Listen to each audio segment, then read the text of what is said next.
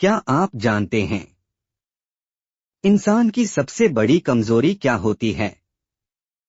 न गुस्सा, न गरीबी, बल्कि ज्यादा बोलना।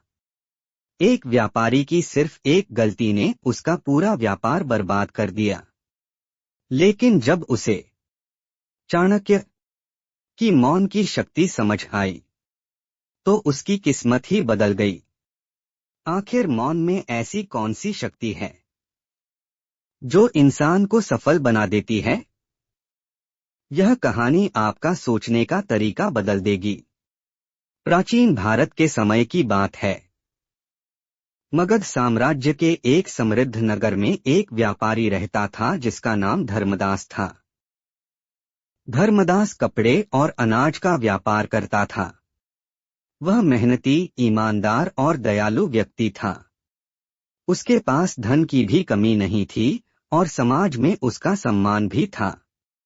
लेकिन उसके स्वभाव में एक बड़ी कमी थी, वह बहुत अधिक बोलता था। धर्मदास को जब भी मौका मिलता, वह बोलने लगता। बाजार में, घर में, मित्रों के बीच, यहाँ तक कि व्यापार की बैठकों में भी वह बिना सोचे समझे अपनी सारी बातें बता देता था। कई बार वह अपने व्यापार के रहस्य भी दूसरों को बता देता था।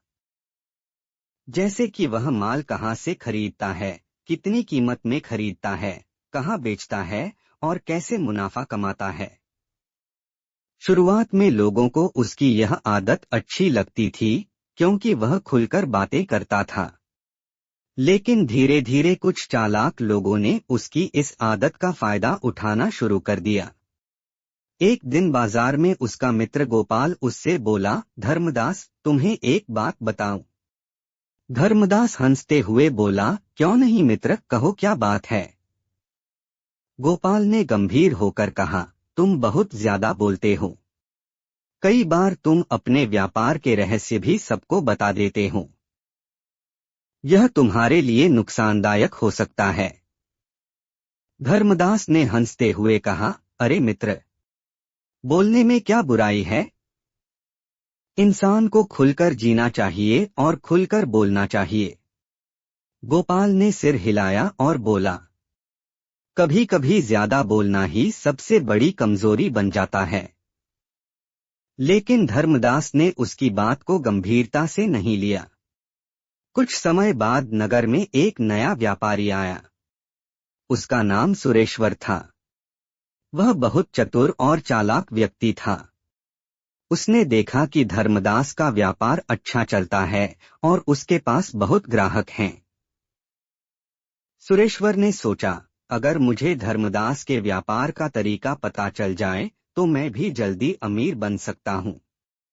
उसने धर्मदास से दोस्ती करने का निश्चय किया। धीरे धीरे वह धर्मदास के पास बैठने लगा। वह उससे मीठी मीठी बातें करता और उसकी तारीफ करता। धर्मदास को भी उसकी संगत अच्छी लगने लगी।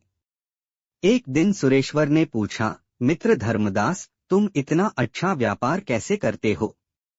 तुम्हारा माल हमेशा इतना अच्छा और सस्ता कैसे होता है? धर्मदास को अपनी प्रशंसा सुनना अच्छा लगता था। वह गर्व से बोला, मैं दूर दराज के गांवों से माल खरीदता हूं।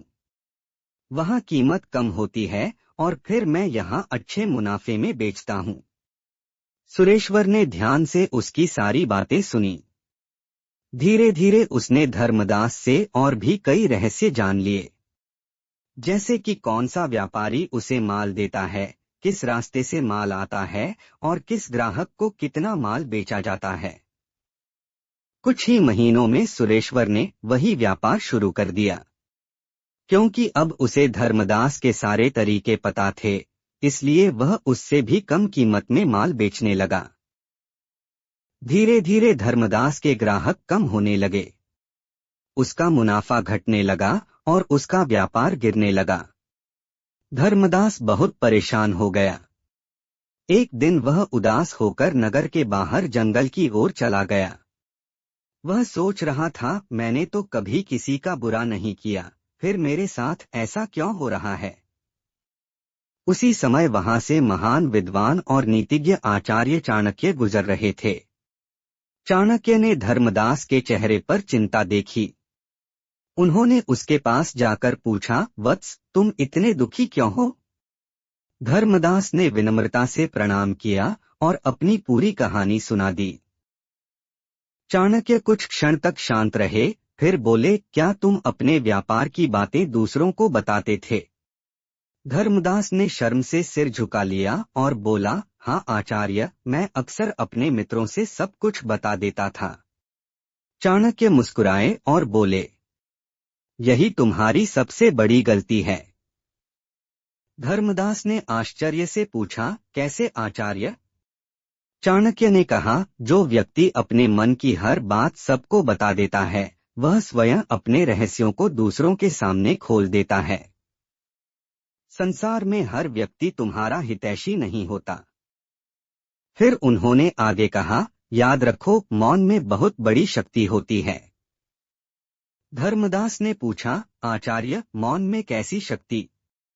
चाणक्य बोले, जो व्यक्ति कम बोलता है वह अधिक सुनता है और अधिक समझता है।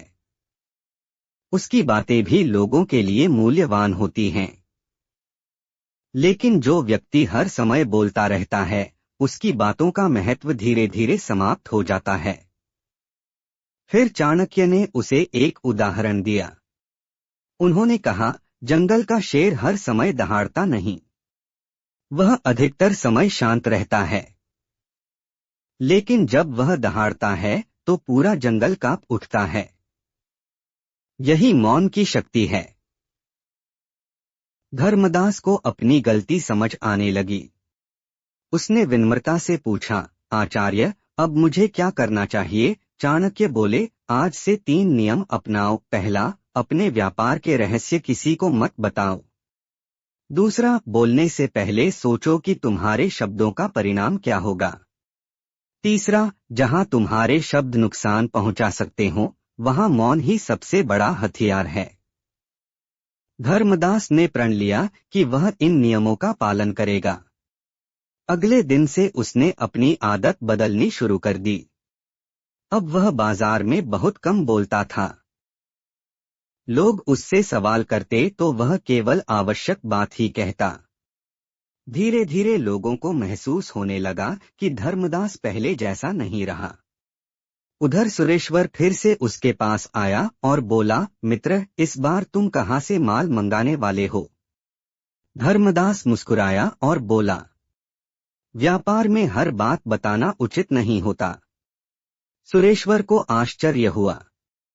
अब धर्मदास अपने काम में अधिक ध्यान देने लगा।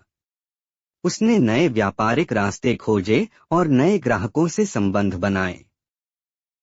क्योंकि अब वह अपने रहस्य किसी को नहीं बताता था, इसलिए कोई भी उसके व्यापार की रणनीति नहीं समझ पा रहा था।